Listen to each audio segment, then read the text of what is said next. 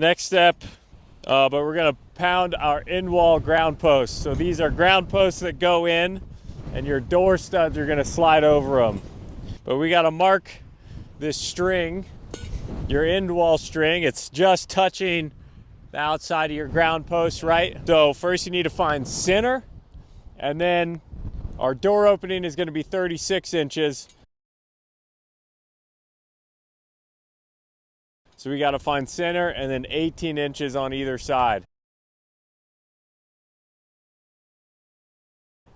All right, nothing's going on behind me. I'm gonna find someone to hold this tape. So you're gonna measure from the outside. This is a 12-foot wide unit. So measure from that original string if you still have it up, or the outside of the post. This is a 12-foot wide unit. So I'm gonna find 6 feet and kind of mark that just so I can remember. When we pound these posts in, this is a little different than your normal ground posts because we were making that mark right on the center of the post. On these, we want to make sure we have that opening. If we center these posts on that mark, it's going to be a little less. So you want that edge of the post. You want this post, you know, on the outside of where that opening is going to be, with the edge just lining up with that mark. And with these guys, really take your time. Make sure that they are just touching that string line. Everything is good and lined up, because this is going to make sure your whole end wall ends up plumb.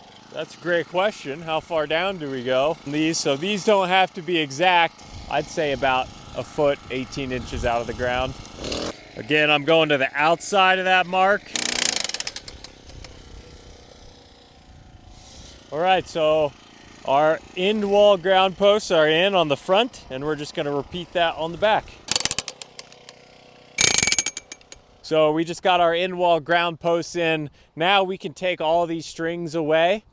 So your door studs are going to be clearly labeled in your package. They're typically going to be your longest square tube pieces that you have.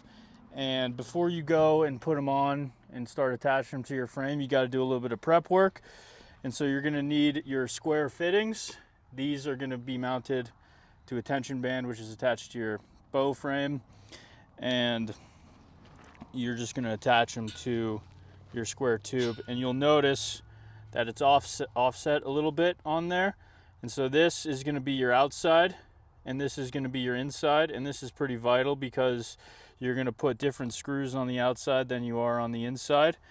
And so I'll just go through and put this on, but try to get it roughly centered.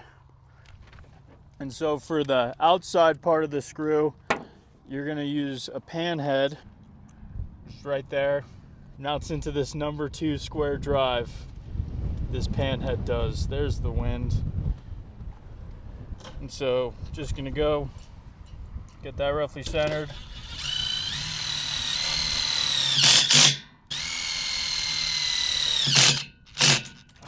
So that is gonna be my outside, right? When I stand it up, this is gonna be on the outside of the end wall. Pan heads are not gonna irritate your material as much as a hex head will.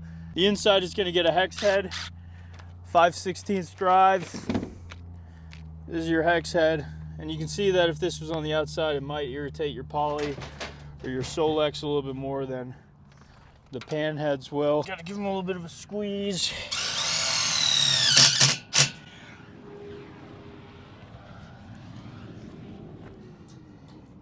And if you're a little bit too close to the edge, you can drill, you know, anywhere you want in this thing, but I'm doing okay. And so you're gonna do that for all 4 of your door studs going up and down. See you at the frame, brah. I've got one of my door studs that, you know, I did that prep work up top with the square fitting a little bit. So we send these to you a little bit long, and that's because in theory you ought to be able to dig down in the ground and drop that stud as far as you need to get your brace band and bolt through that square fitting, which I'll show you in just a second. And if you can't, then you can always cut these down to length, you know, if you're working on a concrete pad or something like that. I'm a little long here, right? I'm gonna come in my little hammer. I'm just gonna chip away around. And don't worry about overshooting it. You can always lift it up a little bit. I just went ahead and I dug out the other stud, you know, ground post. You take for both studs, you take a 1.66 brace band, and you know, you kind of got to open these up a little bit. You're gonna put it on top of your bow, and then through the brace band and the square fitting, you're gonna mount a carriage bolt. Brace band, getting it on there, and then again, carriage bolt, you want it going inwards so that you don't have something sticking out. You got to give your brace band a little bit of love. Give it a little bit of love with your pliers, grips. So carriage bolt inwards. Get that on, and we're just gonna put it on loosely for right now. We're not gonna fully tighten it.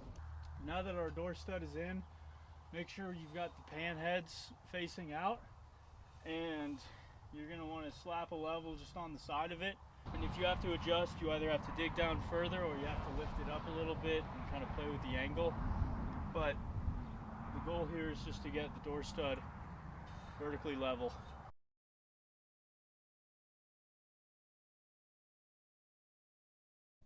Once one vertical stud is in and locked into place with the tight carriage bolt and nut, go ahead and put your other vertical stud on in the same manner. But before you tighten the carriage bolt, put a door piece in as a spacer and then level that door stud in relation to that spacer, and then go ahead and tighten the carriage bolt.